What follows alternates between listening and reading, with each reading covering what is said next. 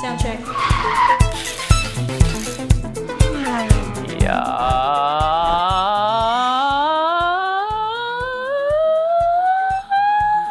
For many singers, navigating the 4 distinct registers in their voice, pulse, lower, upper and falsetto or flute for ladies, can be rather challenging, especially when you're just starting to explore and workshop the voice. So what's the best way to tackle this all-important aspect of learning to sing?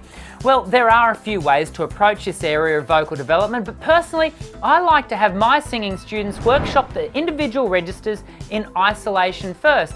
And when the singer is confident in each area of the voice, we then start to workshop the transitional points, what classical singers call the passaggio.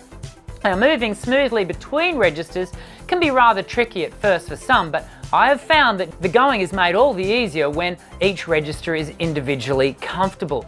Obviously, vocal registration is a big topic, so I've put together a short playlist for you in the description section below where I go into the subject in much more depth and show you singing exercises designed to workshop and develop the register transition. I hope you'll take a few moments to watch, learn and sing. I'm Dr. Dan. Sing well.